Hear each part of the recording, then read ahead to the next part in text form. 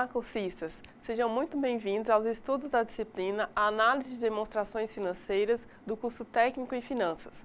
Meu nome é Maria Alice e é um prazer estar aqui com vocês. Peço que em nossas aulas vocês estejam munidos de papel e caneta para quando surgir alguma dúvida, vocês anotarem e depois postarem no nosso fórum Tira Dúvidas. Já aproveitando a oportunidade para dizer que vai haver um fórum Tira Dúvidas para cada uma de nossas aulas. Então, postem as dúvidas no fórum pertinente a cada aula.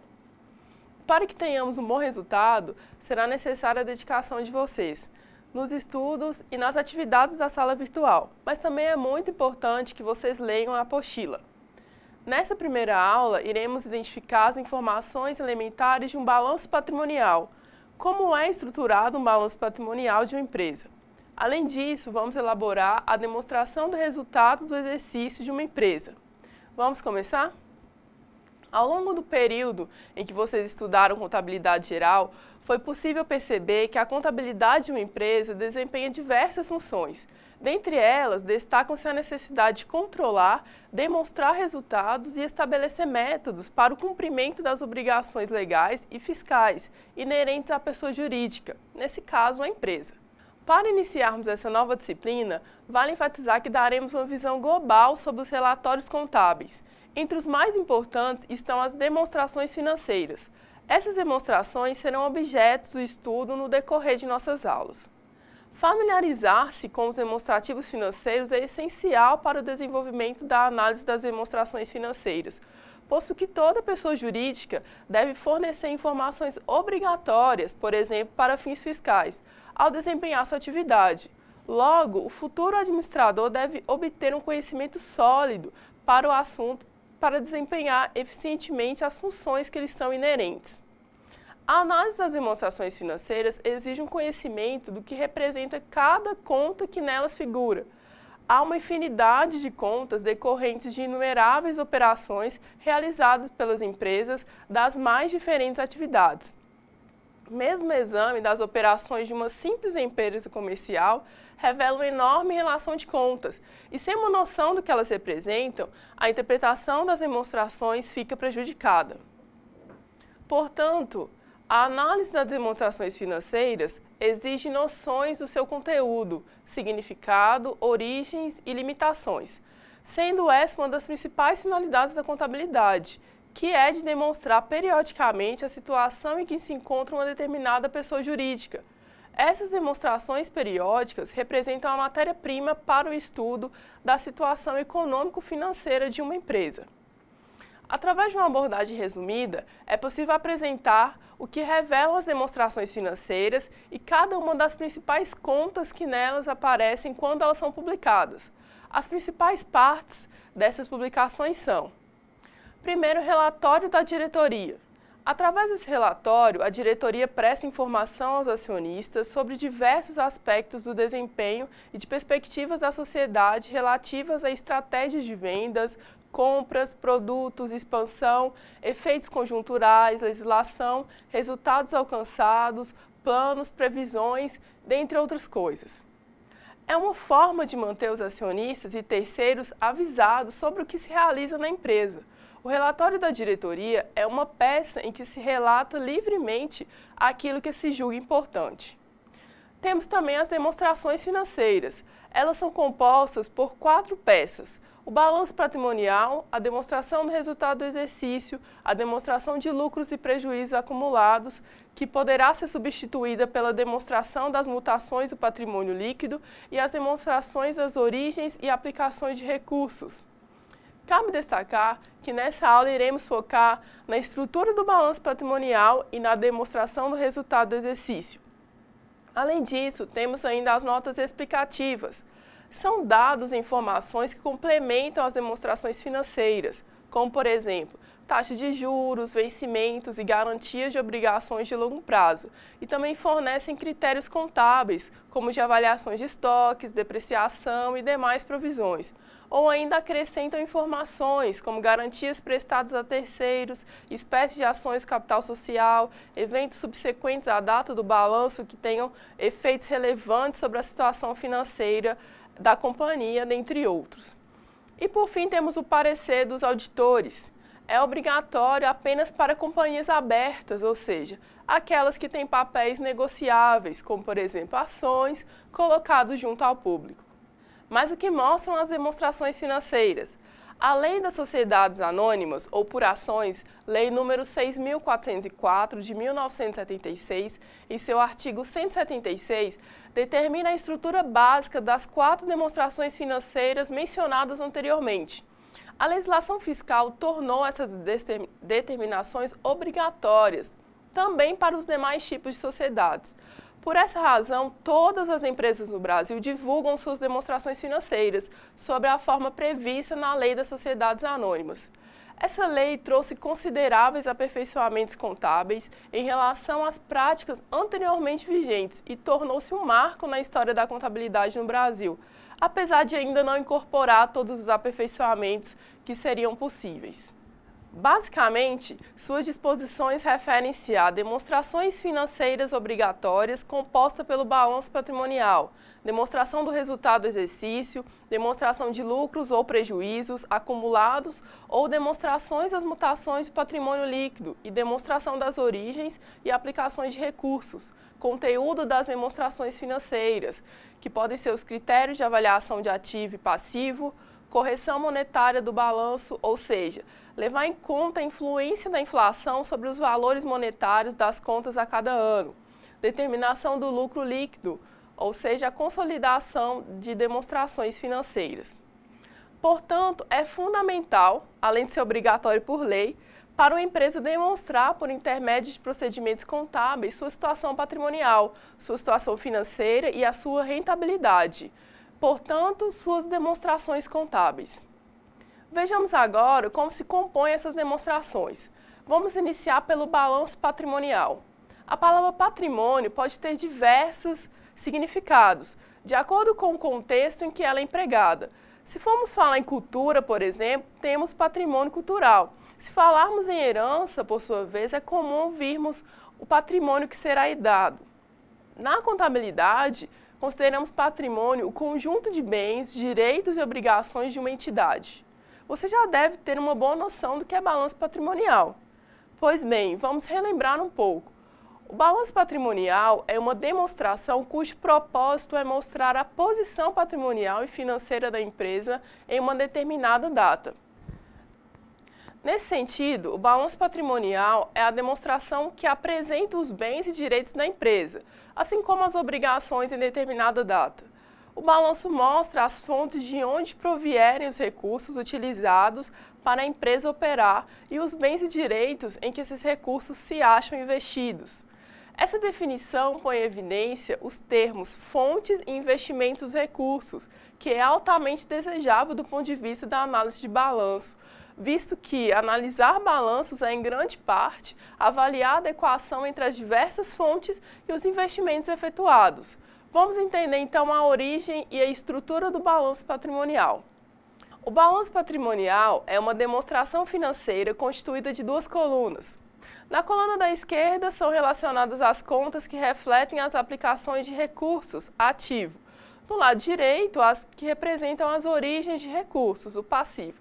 Observem que os recursos são aplicados em bens, ou seja, bem é aquilo que satisfaz a necessidade humana e pode ser avaliado monetariamente, como estoque de mercadoria, por exemplo. E direitos, que são transações que serão convertidas em recurso financeiro, como as duplicadas a receber, provenientes de vendas a prazo, por exemplo. As origens de recursos, por sua vez, são provenientes de 2 fontes: capital de terceiros, as obrigações como impostos, fornecedores, encargos sociais, e o capital próprio, investimentos dos proprietários, reservas, lucros acumulados, entre outros. Vocês já viram em contabilidade geral que, segundo a Lei das Sociedades Anônimas, que já mencionamos, as contas do ativo devem ser classificadas em ordem decrescente de grau de liquidez, que é a capacidade de conversão dos bens e direitos em dinheiro de forma mais rápida, e as contas do passivo em ordem decrescente de exigibilidade, que é a prioridade de pagamento das obrigações. Veja um balanço patrimonial para entender melhor. Vamos acompanhar então um exemplo de um balanço patrimonial. Como vocês podem ver na estrutura do balanço patrimonial, os grupos de contas foram dispostos dentro do critério mencionado, de grau de liquidez e de exigibilidade. Ainda dentro de cada grupo, a ordem de liquidez e exigibilidade também deve ser mantida para compor o balanço patrimonial como um todo. O balanço patrimonial deve então conter os seguintes grupos. O ativo são aplicações de recursos de uma empresa, ou seja, tudo aquilo que se localiza à esquerda do balanço patrimonial. Contudo, faz necessário classificar o ativo em 3 categorias para melhor compreender a sua importância. O ativo circulante são aplicações de recursos de caráter temporário, que se converterão basicamente em dinheiro até 365 dias da data do levantamento do balanço patrimonial ou durante o ciclo operacional da empresa, quando este for superior a 1 ano.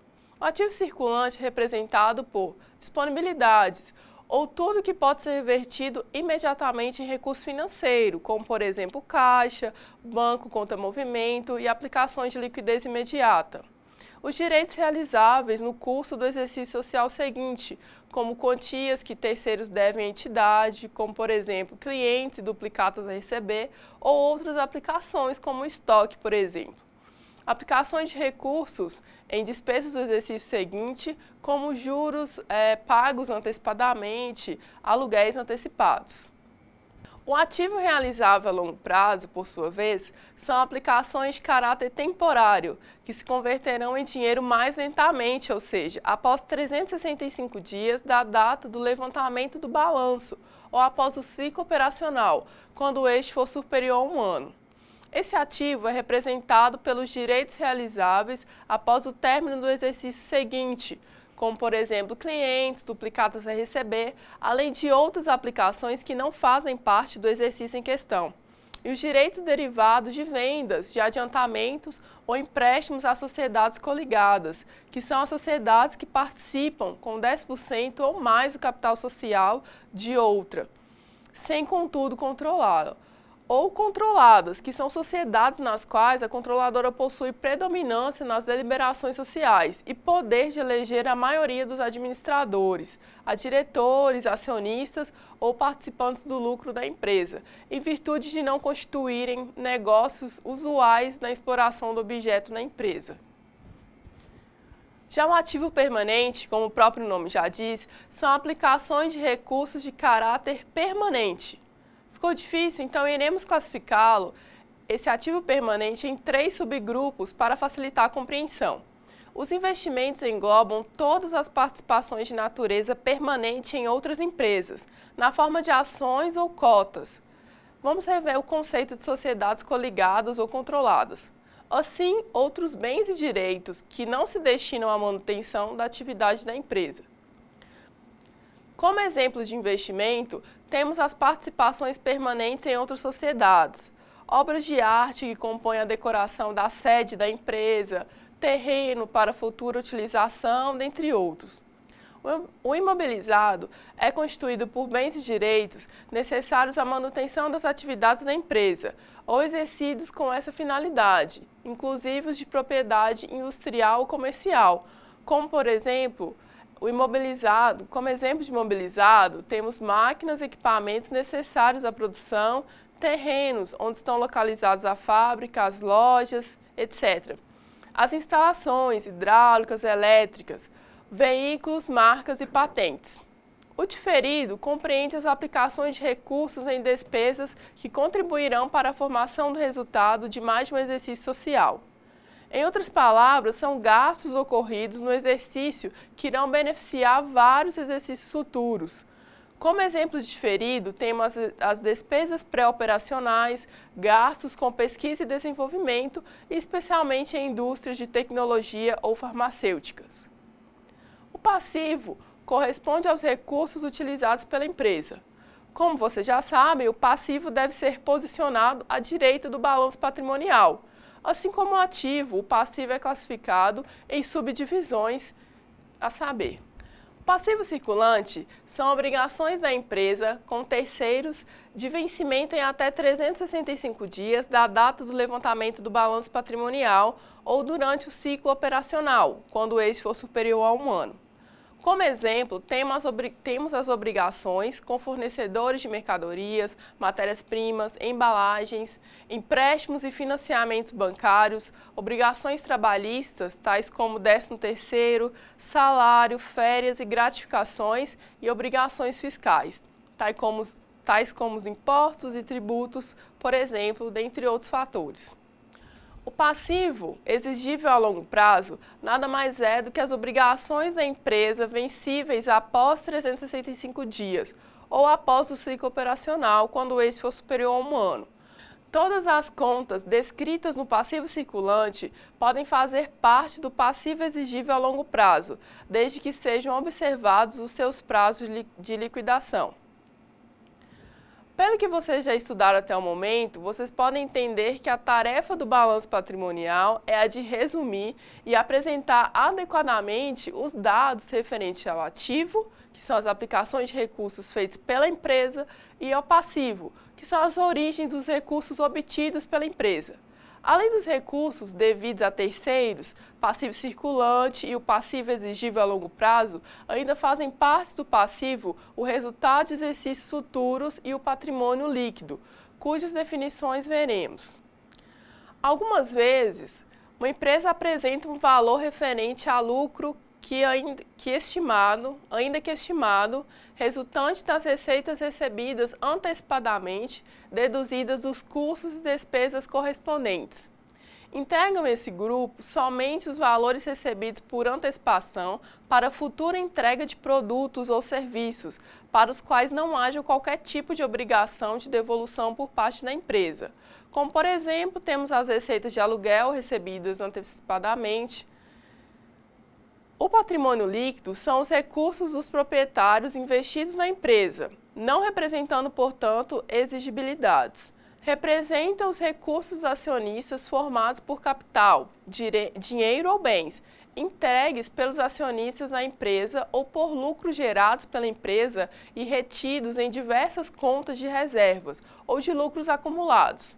Eventualmente, podem existir entradas do tipo doações ou subvenções recebidas de terceiros. O patrimônio líquido se subdivide em capital social, que corresponde aos valores efetivamente integralizados pelos acionistas ou sócios. Reservas de capital, que são os acréscimos ocorridos no patrimônio líquido que não se originam dos resultados da empresa, como, por exemplo, correção monetária do capital, ágio na emissão de ações, doações e subvenções para investimentos. As reservas de reavaliação são uma contrapartida de aumento de elementos do ativo, em virtude de novas avaliações. Reservas de lucros são constituídas por transferência de lucros da empresa. Lucros ou prejuízos acumulados correspondem aos saldos remanescentes dos lucros ou prejuízos após as destinações para reservas de lucros e distribuição dos dividendos. Capital a realizar, que é a parcela do capital social subscrita pelos sócios ainda não realizada. É uma conta retificadora do patrimônio líquido. Ações em tesouraria ou cotas liberadas são ações ou cotas da empresa adquiridas pela própria empresa. É uma conta ratificadora também do patrimônio líquido. Após a classificação das contas do balanço patrimonial, podemos observar a figura que mostra como um exemplo de como o balanço patrimonial deve ser estruturado com as contas que acabamos de analisar. Para elaborar um balanço patrimonial, é preciso inicialmente colocar o nome da empresa e o título do demonstrativo com a data da elaboração. Em seguida, agrupar as contas do ativo conforme seu grau de liquidez é crescente, iniciando pelas contas do ativo circulante, depois as contas do ativo permanente nos subgrupos investimentos, imobilizado e diferido, conforme foi visto no decorrer desta aula. Nas contas do passivo, vocês irão agrupar primeiramente aquelas contas que há um nível maior de exigibilidade, ou seja, o passivo circulante. Em seguida, classificarão as contas que serão pagas em um período superior a 1 ano, ou seja, o passivo exigível a longo prazo. E, finalmente, as contas que não representam exigibilidades, como capital social, reservas, lucros acumulados, mas que compõem o patrimônio líquido. Vamos analisar agora a demonstração do resultado do exercício, que é uma demonstração dos aumentos e reduções causados no patrimônio líquido pelas operações da empresa. A finalidade da demonstração do resultado do exercício é evidenciar a formação do lucro ou prejuízo do exercício social, mediante a confrontação das receitas realizadas com as despesas incorridas, e representa, portanto, a posição dinâmica do patrimônio. As receitas representam normalmente um aumento do ativo, através do ingresso de novos elementos, como duplicatas a receber ou dinheiro proveniente de outras transações. Aumentando o ativo, aumenta o patrimônio líquido. As despesas, em contrapartida, representam a redução do patrimônio líquido, através da redução do ativo ou do aumento do passivo exigível. Enfim, todas as receitas e despesas se acham compreendidas na demonstração do resultado, seguindo uma forma de representação que as ordena de acordo com a sua natureza, fornecendo informações significativas sobre a empresa. A demonstração do resultado é o resumo do movimento de certas entradas e saídas do balanço entre duas datas. Ele vai retratar apenas o fluxo econômico e não o fluxo monetário, ou seja, o fluxo de dinheiro. Para a demonstração do resultado, não importa se uma receita ou uma despesa tem reflexos em dinheiro, basta apenas que afete o patrimônio líquido. Por exemplo, a depreciação de uma despesa não desembolsada. A receita de equivalência patrimonial é uma receita devida ao aumento dos investimentos do patrimônio líquido, sem entrada de recursos monetários. Como as modificações do patrimônio líquido produzidas por receitas e despesas afetam a riqueza dos proprietários, elas são retratadas na demonstração do resultado, que é uma peça de caráter eminentemente econômico, ou seja, relacionado à riqueza, e não financeiro, relacionado ao dinheiro. Portanto, é justamente por meio do estudo desdemonstrativo que o usuário das demonstrações financeiras terá o conhecimento da situação econômica da empresa. Ficou um pouco difícil de entender? Então vamos para uma observação prática.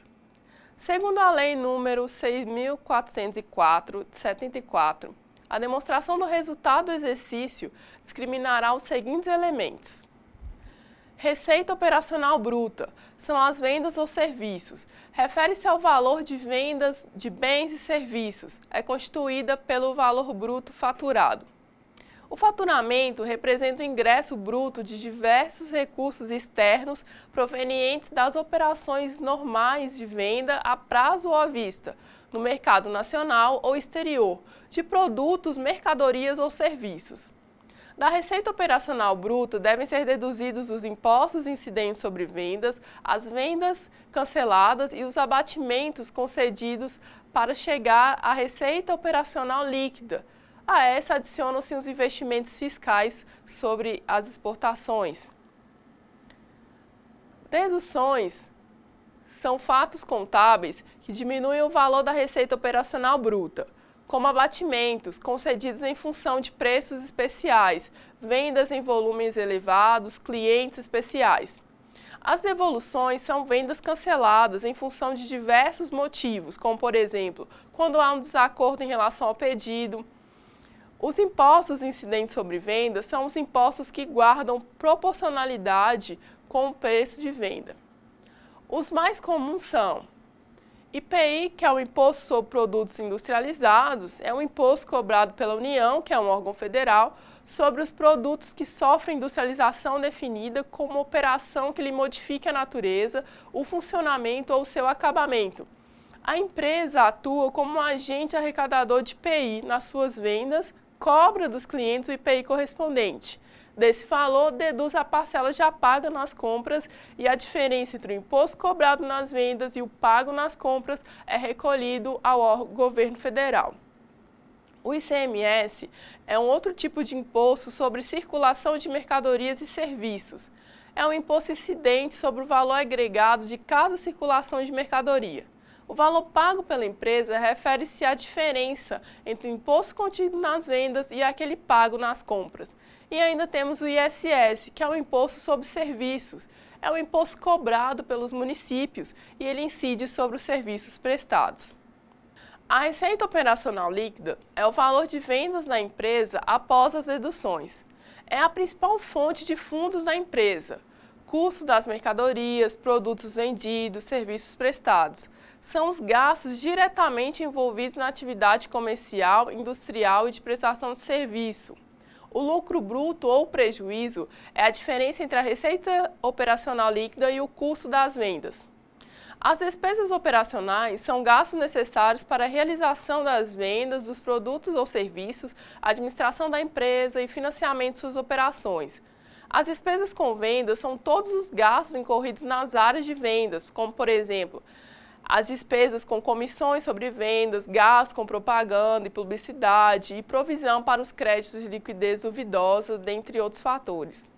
As despesas gerais e administrativas são todos os gastos relacionados para dirigir a empresa, como, por exemplo, temos os gastos com honorários da diretoria, salários e encargos do pessoal administrativo. As despesas financeiras líquidas são o resultado obtido do confronto das despesas financeiras e receitas financeiras. Os exemplos são os descontos concedidos ou obtidos, despesas ou receitas de juros, e temos ainda outras despesas ou receitas operacionais, que são despesas e receitas que não se enquadram nas despesas operacionais já mencionadas. Alguns exemplos dessas despesas são vendas esporádicas de sucatas, lucros de participações em outras companhias. O lucro operacional ou prejuízo é o resultado da atividade operacional da empresa. Os resultados não operacionais são despesas e receitas não relacionadas com o objetivo da empresa, como venda de itens do ativo permanente. Lucro antes do imposto de renda ou prejuízo é o resultado decorrente da atividade operacional e não operacional da empresa. A provisão para o imposto de renda é a parcela destinada ao imposto de renda. E o lucro depois do imposto de renda ou prejuízo é o resultado obtido após a dedução do imposto de renda.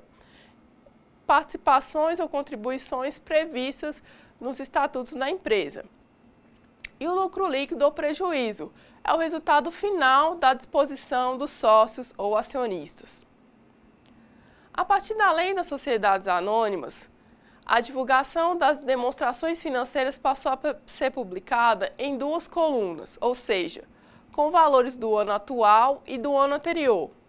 Cabe ressaltar que a análise contábil sempre estará associada a um processo decisório. Assim, mediante a utilização dos principais instrumentos de análise patrimonial, econômica e financeira, ela objetiva a avaliação de desempenho e as expectativas ou tendências da empresa.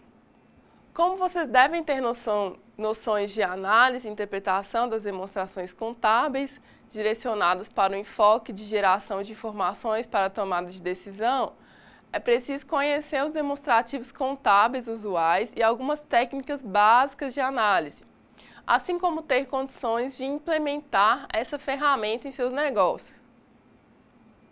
E com isso encerramos os assuntos da nossa primeira videoaula.